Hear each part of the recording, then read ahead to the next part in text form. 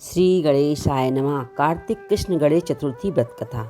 दैत्यराज वृत्रासुर की कथा। पार्वती जी कहती हैं कि हे गणपति जी, कार्तिक कृष्ण चतुर्थी को किस नाम के गणेश जी की आराधना करना चाहिए और किस तरह करनी चाहिए। पार्वती जी की यह बात सुनकर गणेश जी ने कहा कि कार्तिक कृष्ण चतुर्थी का नाम संकटा है। पिंग नाम के गणेश जी की उस रोज पूजन करनी चाहिए। पूजन पहले कई विधि से करना चाहिए। भोजन एक बार करना चाहिए।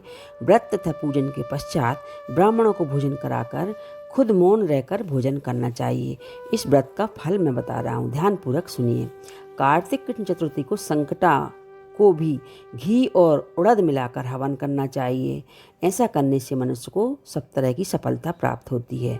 श्री कृष्ण जी ने कहा, वृत्ता तो राक्षस तीनों लोगों को विजित कर देवों को अपने अधीन कर लिया था। उसने देवताओं को अनेक लोकों से निकाल दिया। फलस्वरूप देवतागण दसों दिशाओं में भाग गए।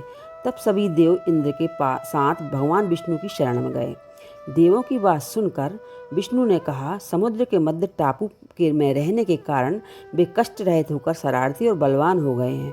ब्रह्मा जी से उन्होंने किसी भी देव के द्वारा न मरने का वरदान ले लिया है। इसलिए आप लोग अगस्त ऋषि के पास जाइए। मुनि समुद्र को पी जाएंगे, तब राक्षस लोग अपने पिता के पास चले जाएंगे और आप लोग सुख से स्वर्ग में रहने लगेंगे।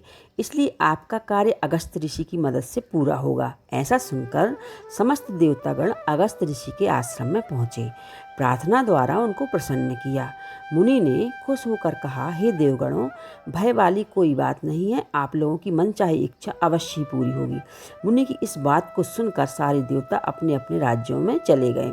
इधर मुनि को फिक्र हुआ कि 1,00,000 कोस इस बड़े समुद्र को मैं कैसे पी सकूंगा। तब उन्होंने गणेश जी को याद करके संकट चतुर्थी के सुंदर व्रत को विधि पूर्वक किया। 3 माह की व्रत करने के पश्चात गणेश जी उनसे खुश हुए। उसी व्रत के प्रभाव से अगस्त ऋषि ने समुद्र को आसानी से पीकर सुखा दिया। गणेश जी की इस बात से पार्वती जी बहुत खुश हुई और कहने लगी, मेरा पुत्र संसार द्वारा पूजित है और सारी सिद्धियों को देने वाला है। कृष्ण जी कहते हैं, हे युधिष्ठिर, आप भी चतुर्थी का व्रत कीजिए।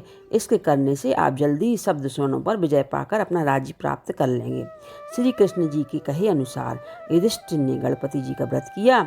व्रत के प्रभाव से उन्होंने दुश्मनों को जीतकर अपना राज्य पुनः प्राप्त किया। इस व्रत को केवल सुनने से ही सैकड़ों हजारों अश्वमेध यज्ञ और वाजपेयी यज्ञों का फल मिलता है तथा पुत्र पौत्रादि की बढ़ोतरी होती है। बोलिए गणेश जी महाराज की जय।